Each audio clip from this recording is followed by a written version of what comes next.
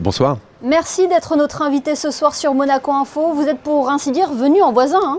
Exactement, pas très loin, mais voilà, de l'autre côté du Var, avance exactement. Voilà. Et Monaco a une place particulière dans votre vie? Oui, forcément, en fait, ça a été le premier grand meeting pour moi, le meeting Herculis, après les JO de 92. Donc pour vous dire que ça date, directement, il y avait eu un avion qui avait été affrété des Jeux de Barcelone pour aller à Herculis, au meeting Herculis. Ça a été une grande découverte pour moi. Et un très bon souvenir. Oui, c'est lors du meeting Herculis que vous avez signé l'un des meilleurs temps de votre carrière également, je crois.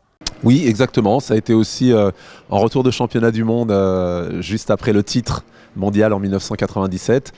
J'étais venu courir juste après Herculis. J'avais perdu, j'ai fait deuxième contre un de mes adversaires des championnats du monde, mais tout près de mon meilleur temps quand même de l'année. Et voilà, j'ai rarement couru aussi vite. Cela reste aujourd'hui un meeting de très grande qualité, idéalement placé au calendrier? Oui, c'est vrai que c'est un très très grand meeting avec des performances toujours incroyables, particulièrement dans le demi-fond, mais pas que. C'est l'une des étapes les plus attendues par les athlètes. Et c'est vrai que quelquefois, il a bougé un petit peu dans le calendrier pour des raisons diverses et variées, mais il y a toujours eu des performances, quelle que soit la date.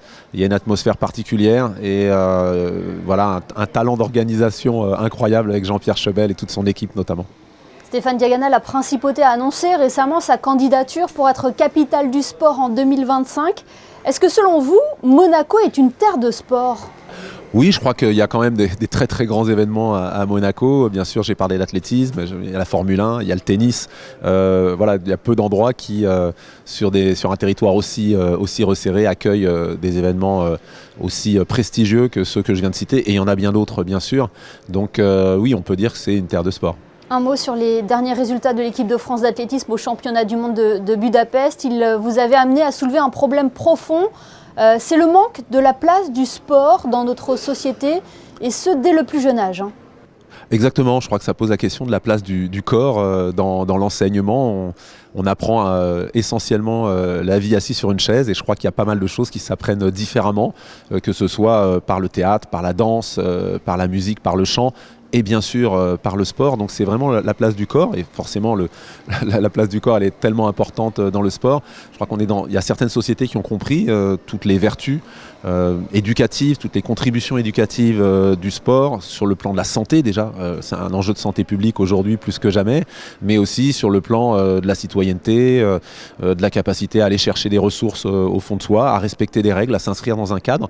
Je crois que ce sont des valeurs dont on a énormément besoin aujourd'hui, et que faciliter la pratique sportive est un enjeu majeur pour toutes ces raisons-là. Et ce sont ces valeurs qui serviront peut-être à former de futurs champions ?